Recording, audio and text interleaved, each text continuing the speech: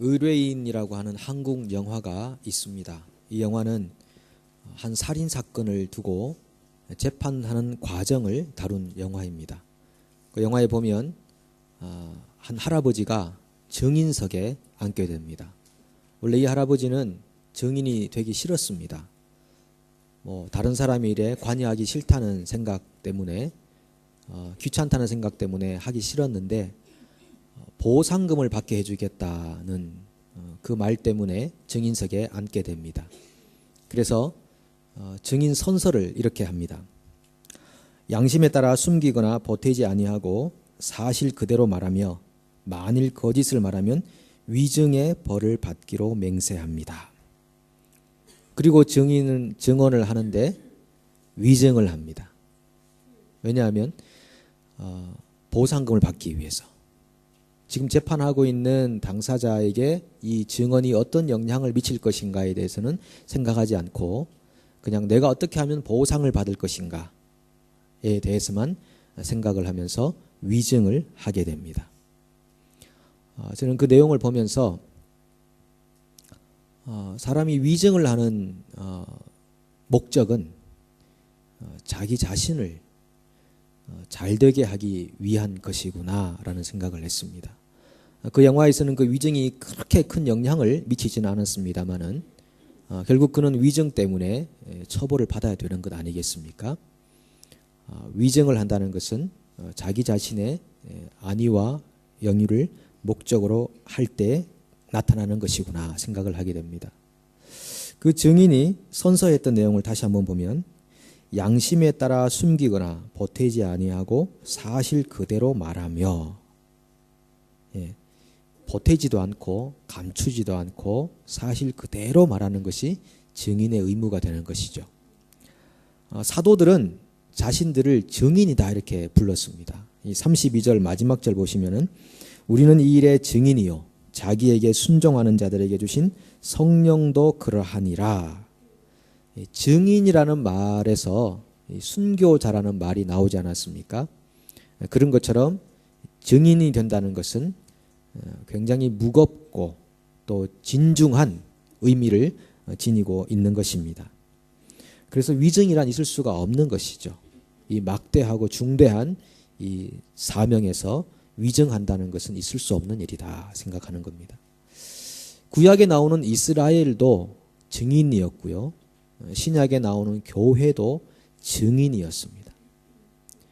교회 공동체가 다른 목적으로 부름받은 건 아니고 증인되라고 증인 삼으려고 하나님이 부르신 공동체다라는 것입니다.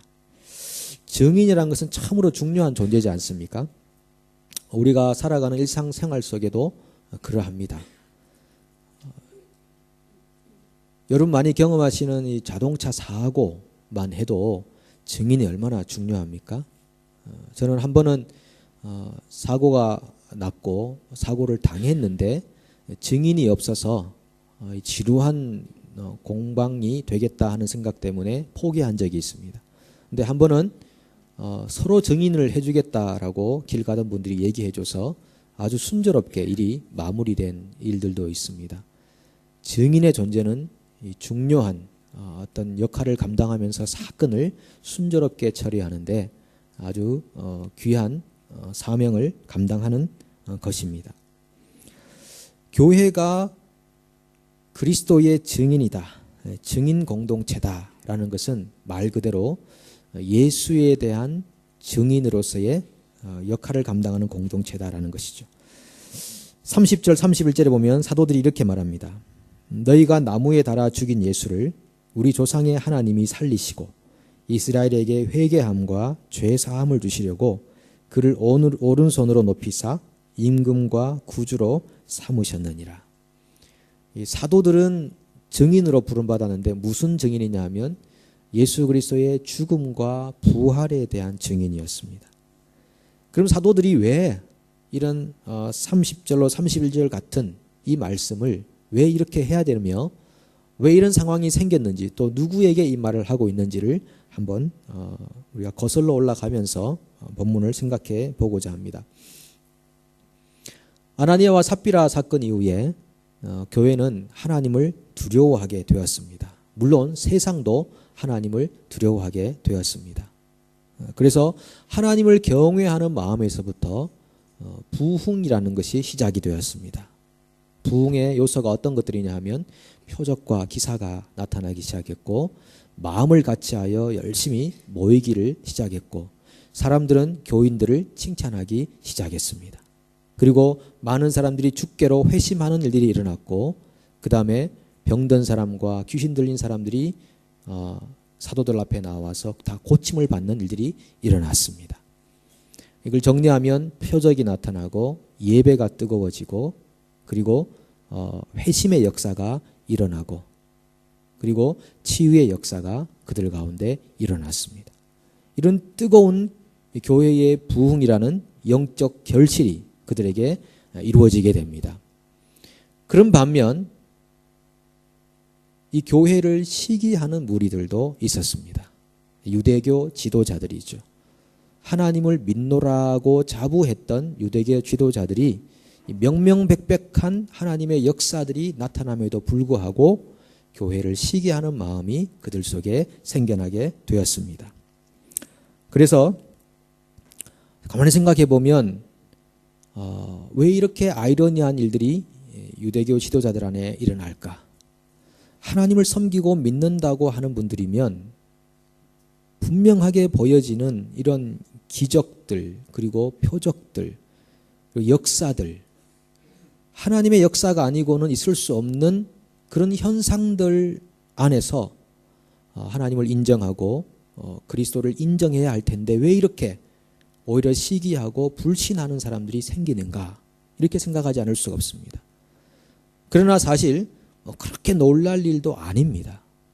왜냐하면 구약에서 이스라엘 백성들이 홍해가 갈라지는 것을 눈으로 목격했지 않습니까?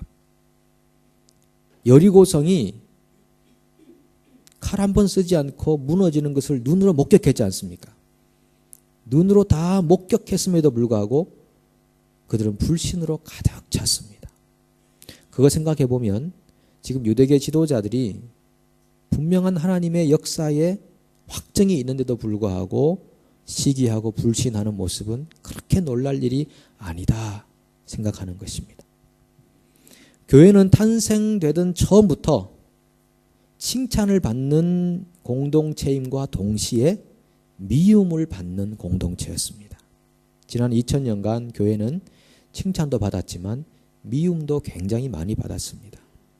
그 이유가 요한복음 15장 18절로 20절에 잘 나와 있습니다. 예수님께서 하셨던 말씀인데요. 우리 같이 한번 읽어봤으면 좋겠는데 한번 띄워주시면 좋겠습니다. 함께 읽겠습니다. 세상이 너희를 미워하면 너희보다 먼저 나를 미워한 줄을 알라. 너희가 세상에 속하였으면 세상이 자기의 것을 사랑할 것이나 너희는 세상에 속한 자가 아니요 도리어 내가 너희를 세상에서 택하였기 때문에 세상이 너희를 미워하느니라. 내가 너희에게 종이 주인보다 더 크지 못하다 한 말을 기억하라. 사람들이 나를 박해하였은즉 너희도 박해할 것이요 내 말을 지켰은즉 너희 말도 지킬 것이라. 세상이 교회를 미워하는 것은 세상이 예수를 미워하기 때문이다 라는 것입니다. 교회는 세상의 것이 아니라 예수께 속한 공동체이기 때문에 사람들이 교회를 대할 때 예수 대하듯 하여 교회를 칭찬하는 사람이 있는가 하면 교회를 굉장히 미워하는 사람들이 있다는 것입니다. 그것이 벌써 유대교 지도자들 안에서 나타났고 지난 2000년을 거쳐오면서 교회는 그렇게 미움을 받아 왔습니다. 얼마 전에 한국에서 있었던 윤일병 사건을 여러분 아실 것입니다. 윤일병은 이병장과 몇 명의 병사들에게 심한 구타를 그리고 가해를 입어서 사망에 이르렀습니다. 평소에 이 윤일병을 구타하고 모욕을 주었던 이병장은 기독교에 대한 반감을 가지고 있었다고 진술했습니다. 왜냐하면 할머니가 기독교인이신데 할아버지와 자주 다투었다는 겁니다. 그리고 집안일은 소홀히 하고 그리고 목사인 작은 아버지에게 몰래 돈을 이렇게 주는 것을 보고 기독교에 대한 심한 반감이 있었는데, 자대 배치를 받은 윤일병이 기독교인이라는 사실을 알고 배치를 받는 날부터 계속적으로 가해를 하고 구타를 했습니다. 그리고 주변에 함께 있는 다른 병사들과 한마음이 되어가지고 심한 구타를 가하게 됐죠. 결국은 목숨을 잃어버렸습니다. 이런 것들을 보면 기독교인이라는 이유 하나만으로도 굉장한 미움과 핍박을 받는 그런 시대가 도달했다. 벌써 그러한 현상들이 많이 일어났다라고 할 수 있습니다. 아마 이런 미움들은 시간이 갈수록 더욱 심해져 갈 겁니다. 물론 교회가 이 거룩함을 잃어버리고 세속화되어서 세상의 미움을 받는 면이 없지 않아 많이 있긴 하지만, 그러나 그보다 훨씬 더 큰 어떤 무게감을 주는 것은 기독교인이라는 그 사실 자체가 미움이 되고 싫음이 되는 것이죠. 세상은 앞으로 더욱더 교회를 미워하게 될 것입니다. 왜냐하면 예수님께서 내가 곧 길이요 진리요 생명이다 라고 말씀하시고, 나로 말미암지 않고는 아버지께로 이를 자가 없다 라고 하는 굉장히 배타적인 이야기를 하셨기 때문에 사람들은 예수를 미워하고 싫어하는 것입니다. 왜 자기를 존중해 주지 않느냐는 것입니다. 그것처럼 그 예수의 가르침을 따르고 있는 교회를 사람들은 미워하고 싫어하게 되어 있는 것입니다. 그리하여 유대교 지도자들은 이 교회의 부흥을 시기하면서 우리의 주적이 누군가 생각하다가 사도들이 우리의 주적이다 생각을 하고 그들을 감옥에 가두게 됩니다. 그런데 그 다음 날 사도들은 추록을 했습니다. 성경은 그렇게 많은 구절로 이분들의 추록 상황을 얘기하지 않습니다. 한 절로 그냥 일축해 버립니다. 주의 사자가 그들을 옥에서 끌어내었다 라고 한마디로 일축해 버립니다. 굉장한 기적입니다. 그런데 이 주의 사자가 사도들을 감옥에서 끌어낸 이유가 있을 것입니다. 도대체 왜 그들을 이끌어내셨을까? 그들이 갇혀있는 이 감옥이라는 상황, 환경을 변화시켜 주기 위해서였을까? 아니면 그들의 간절한 기도에 응답한 것이었을까? 아니면 그들을 위해 중보 기도하고 있는 교회의 기도를 응답하시고 교회를 위로하기 위함이었을까? 아니면 사도들이 갇히는 그 상황이 하나님의 체면을 구기는 일이기 때문에 그들을 감옥에서 끌어내셨을까? 생각해 보지만 그중 아무것도 그 이유가 되지 않습니다. 성경은 한 가지 이유를 말하는데 20절을 보십시오. 가서 성전에 서서 이 생명의 말씀을 다 백성에게 말하라. 사도들을 끄집어낸 이유는요, 성전에 가서 생명의 말씀을 전하라 라는 이유밖에 없었습니다. 증인 역할을 하라 라는 것이었습니다. 오늘 본문 이후로 몇 번에 걸쳐서 사도들이 감옥에 갇히는 일이 있습니다. 12장에 가면은 최초로 사도들 중에서 야고보 사도가 헤롯의 칼에 죽고, 그리고 이 헤롯은 이참에 베드로까지 죽여야 되겠다 생각해서 베드로를 감옥에 가둡니다. 그리고 뒤로 넘어가면 또 사도 바울도 감옥에 갇힙니다. 감옥에 갇힌 사도들은 한결같이 감옥에서 풀려나기를 기도한 적이 없습니다. 갇히면 갇히는 대로, 풀리면 풀리는 대로 그 상황을 받아들였습니다. 하나님의 뜻이라고 받아들였습니다. 그들의 목적은 감옥에서 풀려나 자유하는 데 있지 않았기 때문입니다. 갇히든 풀리든 열리든 닫히든 부족하든 넉넉하든 중요한 것은 어떤 상황에서든지 자신을 증인으로 부르신 그 역할에 충실하는 것이 그들의 삶의 목적이었습니다. 또한 교회 성도들도 감옥에 갇힌 사도들이 풀려나기를 기도한 적은 없습니다. 모두 간절히 중보 기도한 내용은 우리 사도들이 어디에 처하든지 주의 증인으로 성실히 살게 하여 주옵소서. 그것이 그들의 기도였습니다. 여러분 잘 아시는 우리 한국의 믿음의 선배 주기철 목사님, 순교하신 분이죠. 신사참배를 거부하다가 감옥에 갇혔습니다. 일본 순사가 주 목사님에게 이렇게 말합니다. 지금 당신 노모가 많이 편찮다고 알고 있는데 이제 나가라고, 감옥에서. 그리고 우리도 뭐 당신을 그렇게 괴롭히고 싶지 않으니 평양을 떠나서 잠시 좀 머물러 있고 어디 가서든지 신사참배는 죄다 이런 말만 하지 말라. 그러면 우리가 당신을 그렇게 괴롭히지 않겠다 해서 이제 석방을 시켜줍니다. 그래서 교회에 가서 어머니 그리고 교회 리더와 아내와 이 가족들이 이렇게 함께 있는 자리에서 주 목사님이 순사가 내게 이런 말을 했다 이렇게 말하니까 주변 사람들이 다 그래 그렇게 하자.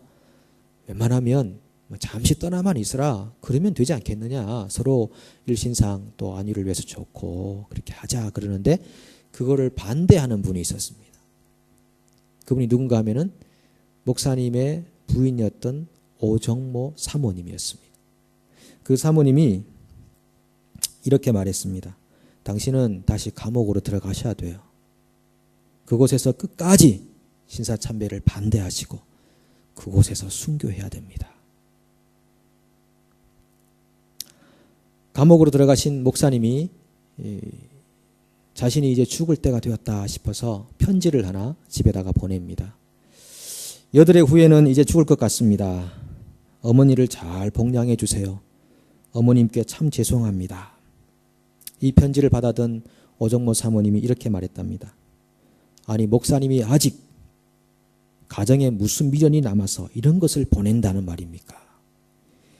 참으로 무서운 사모님이시죠. 매정한 사모님이시죠. 예. 제 아내도 오사모입니다마는 가끔 이야기를 들을 때마다 굉장히 두려운 마음이 듭니다. 주님 거기까지는 안 됩니다. 뭐 그런 마음이 듭니다마는 그 사모님의 주를 향한 그 굳은 마음과 헌신과 의지가 오늘날 이 주기철 목사님을 만든 것이죠. 또 우리 손양은 목사님은 또 어떠십니까? 사랑의 원자탄, 자기 아들을 죽인 공산당 아이들을 자기 양자로 삼는 이 사랑의 원자탄 손양은 목사님. 이분도 신사참배를 하다가 1년 7개월형을 받고 감옥에 갇혔습니다. 그때 그의 아내였던 정양순 사모님이 남편의 추록을 위해 기도하지 않았습니다. 오히려 남편의 신앙이 꺾이지 않기를 간절히 기도했다고 합니다. 그래서 1년 7개월이 다 끝나가서 이제 석방을 해야 되는데 이 손양원 목사님의 의지가 신사참배를 반대하는 의지가 너무나 확고해서 그냥 종신형으로 바꿔버렸습니다. 그래서 순천에서 서대문 형문소로 이제 옮겨가는 과정에서 아내인 정양순 사모님을 길에서 만나게 됐습니다. 그리고 얼마나 부둥켜 안고 울어야 되는 그런 상황입니까? 그때 이 사모님이 성경 구절을 하나를 줬답니다. 요한계시록 2장 10절 네가 죽도록 충성하라. 그리하면 생명의 멸류관을 내게 주리라. 참 무섭습니다. 그리고 한마디 덧붙였답니다. 우상에게 절하면 당신은 내 남편이 아니오. 빠져나갈 구멍이 없는 거죠. 이분도 굉장히 무서운 분인데 이런 아내를 두신 분이 계십니까? 참 고통스럽겠지만은 복입니다. 오늘날 이 손 목사님 이렇게 만든 분도 그 사모님이 아닌가 생각합니다. 이처럼 우리 신앙의 선배들도 감옥에 갇혔을 때 풀려나는 것이 소원이 아니었다는 것입니다. 사도들이 그랬던 것처럼 교회가 사도들이 감옥에서 석방되기를 기도하지 않고 그들이 끝까지 믿음으로 승리하고 증인이 될 수 있기를 요구했던 것처럼 오늘 우리의 삶도 마찬가지입니다. 과연 우리는 얼마나 이 감옥에서 풀려나기를 기도하고 있습니까? 환경이 바뀌어지기를 기도하고 있습니까? 우리가 정말 기도하고 목숨 걸어야 하는 일은 우리가 어떤 상황에 처하든지 증인의 역할을 잘 감당하게 도와주십시오. 우리의 믿음이 변치 않게, 변질되지 않게 하나님 도와주십시오. 그 상황 안에서 최선을 다하여 하나님의 신실한 말씀에 순종할 수 있게 도와주십시오. 그것이 우리의 기도가 되어야 하는 것입니다. 증인이라는 것은 예수 그리스도의 죽음과 부활을 믿는 사람들입니다. 그리고 영적으로 체험한 사람들입니다. 그렇다면 정말 세상 사람들과는 다른 가치, 다른 목적으로 살아가는 사람들이 아니겠습니까? 유대 지도자들이 성전에서 백성들에게 말씀을 전가하고 있는 사도들을 다시 잡아들였습니다. 그리고 이렇게 묻습니다. 아니, 우리가 예수 그리스도의 이름으로 가르치지 말라고 엄하게 금했건만 왜 또 이런 일을 하느냐라고 신문할 때 사도들이 말하죠. 우리가 사람의 말 듣는 것보다 하나님에게 순종하는 것이 더 옳지 않겠느냐, 이렇게 말합니다. 전에 제가 말씀드렸던 것처럼 감옥에 갇힌 사도들이, 간수들이 질비하게 있고 문이 다 잠겨 있는 상황에서 추록을 하고 성전에 가 있다고 생각해 보십시오. 그럼 유대 지도자를 생각할 때 이건 기적이다. 사람이 할 수 없는 일이고 저 양반들이 지금 외치고 있는 저 소리가 진실일 수도 있겠다. 진리이겠다. 이렇게 생각 들지 않겠습니까? 그래서 사람의 마음이 얼마나 완고하고 고집스러운지 그런 것을 목격함에도 불구하고 믿지 않습니다. 어쨌든 간에 그 사람들을 제재해야 되겠다는 생각밖에 들지 않는 겁니다. 여러분, 기적은 사람을 바꾸지 못합니다. 기적을 추구하지 마십시오. 부자와 나사로 비유해서 생각해 보십시오. 이 부자가 죽어서 이 뜨거운 불이 있는 음부로 가지 않습니까? 거기서 요청합니다. 나를 살려보내 주십시오. 다시 세상으로. 그러면 우리 형제들이 이곳에 안 올 겁니다. 그럴 때 뭐라고 합니까? 지금 땅에 있는 선지자들의 이야기를 듣지 않으면 죽었다가 살아나는 기적이 있어도 그 형제들은 듣지 않을 것이다. 기적을 통해 사람이 변하는 게 아니고 오늘 들려오는 진리와 생명의 말씀이 사람을 변화시킨다는 겁니다. 더 이상 기적을 추구하지 마시고 어떻게 우리가 하나님 말씀에 순종하여 살 것인가를 주목하십시오. 요즘 많은 크리스찬들이 열심히 기적을 구하고 그 기적이 이루어지면 돌아서 버립니다. 예전에 한국에서도 많이 본 적이 있습니다. 들은 적도 있고 열심히 뭔가를 위해서 어떤 치유를 위해서 하거나 어떤 생의 목적을 위해서 상승을 위해서 열심히 기도하고 매달리다가 일이 되고 나면 돌아서 버립니다. 이건 종교 생활이지 하나님의 부름받은 백성으로서의 삶이 아니라는 것입니다. 여러분, 기적은 필요하면 하나님이 허락하시는 것입니다. 거기에 우리의 신앙의 목적을 두어서는 안 될 것입니다. 하나님은 우리의 마음의 소원과 욕망을 들어주시려고 부른 적이 한 번도 없습니다. 주님의 소원을 이루기 위해서 우리를 주님의 증인으로 부른 것밖에 없습니다. 제가 요한계시록 말씀을 잠깐 좀 읽어보려고 하는데요. 요한계시록 11장을 한번 여러분 펼쳐보십시오.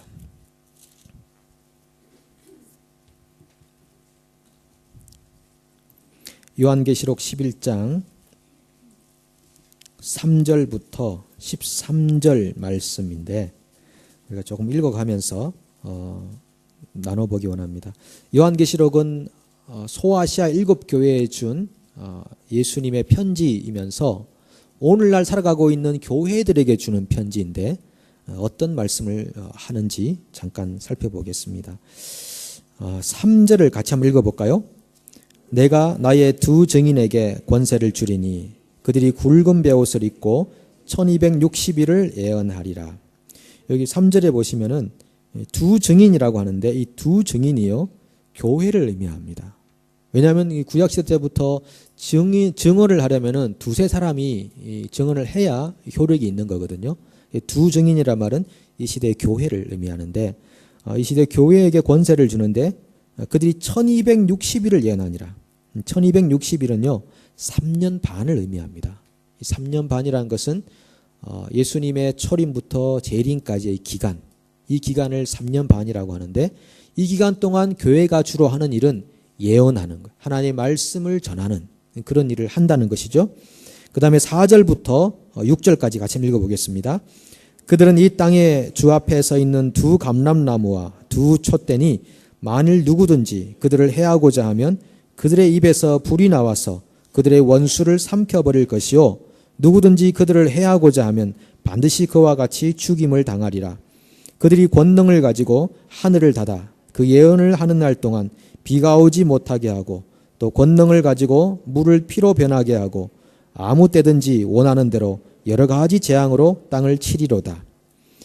여기 보시면은 교회의 권세와 권능이 대단하지 않습니까? 예언한 날 동안 비가 오지 못하게도 하고 비가 내리게도 하고 물을 피로 변하게 하고 원하는 대로 땅을 재앙으로 칠 정도의 권세와 권능이 교회에게 있다 하는 것입니다.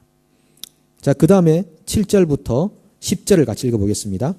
그들이 그 증언을 마칠 때에 무저갱으로부터 올라오는 짐승이 그들과 더불어 전쟁을 일으켜 그들을 이기고 그들을 죽일 터인즉 그들의 시체가 큰 성길에 있으리니 그 성은 영적으로 하면 소돔이라고도 하고 애굽이라고도 하니 곧 그들의 주께서 십자가에 못 박히신 곳이라. 백성들과 족속과 방언과 나라 중에서 사람들이 그 시체를 사흘 반 동안을 보며 무덤에 장사하지 못하게 하리로다. 이 두 선지자가 땅에 사는 자들을 괴롭게 한 고로 땅에 사는 자들이 그들의 죽음을 즐거워하고 기뻐하여 서로 예물을 보내리라 하더라. 이제 교회가 그런 권세가 있음에도 불구하고 결국은 교회가 죽임을 당한다. 굉장히 위험을 받고 시기를 받고 교회가 핍박을 받아서 죽게 될 거다. 이렇게 얘기합니다. 그 다음에 11절부터 13절 같이 보겠습니다. 3일 반 후에 하나님께로부터 생기가 그들 속에 들어가매 그들이 발로 일어서니 구경하는 자들이 크게 두려워하더라. 하늘로부터 큰 음성이 있어 이리로 올라오라 함을 그들이 듣고 구름을 타고 하늘로 올라가니 그들의 원수들도 구경하더라. 그때 큰 지진이 나서 성 10분의 1이 무너지고 지진에 죽은 사람이 7천이라. 그 남은 자들이 두려워하여 영광을 하늘의 하나님께 돌리더라. 아멘. 3일 반 후에 하나님의 생기가 들어옵니다. 그 3일 반 동안, 교회가 죽은 3일 반 동안 아무 일도 못하게 사람들의 관심조차 못 받게 했지만은 3일 반이 지나면 하나님의 생기가 죽은 교회 안에 들어가서 그들이 다시 살고 하나님께로 올라가는 그런 예언을 요한계시록이 우리에게 말해주고 있는 겁니다. 그 모든 원수들이 구경하는 것입니다. 교회를 죽였는데 교회가 다시 살아나서 하나님께로 올라간다라고 하는 것입니다. 시간이 갈수록 교회는 권세는 있지만 그러나 핍박을 받아서 마치 죽은 순교자와 같은 그런 증인들로 서게 될 겁니다. 앞으로 어느 나라에서든 어떤 세상에서든 어떤 지역에서든 교회는 그렇게 핍박을 받게 될 것입니다. 이 본문에서 3년 반이라고 하는 1260일 동안의 교회의 권세하고 교회가 죽은 후 3일 반이라고 하는 이 컨셉은 동일한 컨셉인데 그러나 굉장히 기간적으로 큰 차이를 가져옵니다. 그만큼 교회가 받는 핍박보다 교회가 가지고 있는 예언자로서의 권세가 훨씬 크다는 것을 얘기해 주는 것이고 그것은 우리에게 위로를 주는 말씀이고 결국은 하나님께서 생기를 교회에게 주사 죽으나 다시 사는 그런 영광에 처하게 할 것이라는 위로와 격려의 말씀입니다. 우리는 살아가면서 분명히 이러한 요한계시록 말씀의 성취들을 목격하게 될 것이고 그 현장에 우리가 서게 될 것입니다. 사랑하는 여러분, 우리는 왜 매주 예배를 드립니까? 왜 하나님 말씀을 듣고 또 훈련을 받고 양육을 받고 서로를 섬기려 하고 지역사회를 섬기려고 하는 것입니까? 이런 행위들을 하는 이유는 우리가 이 세상에서 잘 되기 위한 것이 절대 아닙니다. 하나님 우리를 지극히 사랑하셔서 우리만 좋은 직장 갖고 좋은 집 얻고 좋은 차 사고 자식들이 잘 되고 좋은 환경에 살게 하려고 부르신 것이 아닙니다. 하나님이 우리를 부르신 것은 예수 그리스도의 증인 되게 하기 위해서 부르신 것입니다. 우리가 만약 예수 잘 믿어서 잘 살아보자는 식으로 증거하면 우리는 위증을 하게 될 것입니다.